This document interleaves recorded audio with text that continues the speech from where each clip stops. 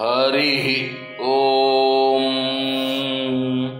திருவாடிப்பூரத்தில் அவதரித்த ஸ்ரீவில்லிபுத்தூர் ஆண்டாள் நாச்சியார் அருளிச் செய்ததான நாச்சியார் திருமொழி வாரணமாயிரம் 5ஆம் பாசுரம் விளக்கம்.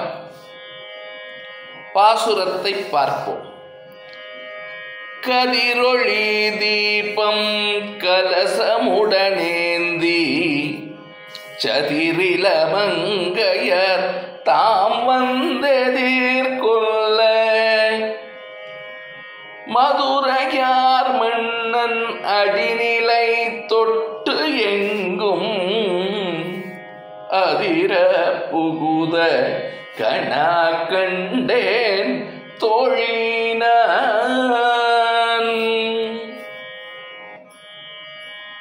கதிரொளி தீபம் கலசமுடனேந்தி சதிரில மங்கையர் தாம் வந்தெதிர்கொள்ள மதுரையார் மன்னன் அடிநிலை தொட்டு எங்கும் அதிர புகுத கணா கண்டேன் தோழினான்.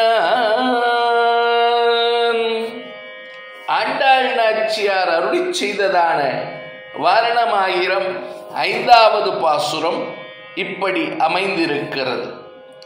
இதனுடைய பொருள் விளக்கம்: இளமையான கொடி போன்ற தோழியே, அழகிய இளமையான பெண்கள் சூரியனுடைய ஒளி போன்ற ஒளியை உடைய மங்களகரமான விளக்குகளையும் பொன்மயமான கலசங்களையும் தாமரை மலர் போன்ற சிவந்த கரங்களிலே ஏந்தி கொண்டு எதிர்வர வடமதுரை தேசத்திற்கு தலைவனும் சகல ஜீவராசிகளையும் படைத்து காத்து மீண்டும் தன்வயப்படுத்திக் கொள்ளும் பரம்பொருளுமான ஸ்ரீமன் நாராயணனுமாகிய கண்ணனெம்பெருமாள் தன்னுடைய இணையடி பாதுகைகளை அருகில் உள்ளவர்களிடத்திலே கொடுத்து பூவுலகத்தார் எல்லாரும் மகிழும்படியும் ஸ்ரீவில்லிபுத்தூர் வாழ் மக்கள் அனைவரும் மகிழும்படியும் பூமி எங்கும் அதிரும்படியுமாகவும் மிக்க விருப்பத்துடன் கம்பீரமாக நடந்து வந்து எழுந்தருள்வதை நான் என்னுடைய கனவிலே கண்டேன் என்று ஸ்ரீ ஆண்டாள் நாச்சியார் தன்னுடைய கனவினை தன்னுடைய தோழிக்கு விவரிக்கிறார். இந்த பாசுரத்தில் புனிதனாகிய திருமாலின் திருவடி பெருமையும் எம்பெருமாள் அடியவர்களுக்கு அருள் தர என்றென்றும் தயாராக உள்ள நிலையையும் ஸ்ரீ ஆண்டாள் நாச்சியார் மிக அழகாக குறிப்பிட்டுள்ளார். மீண்டும் ஒரு முறை பாசுரத்தை பார்ப்போம். கதிரொளி தீபம் கலசமுடனேந்தி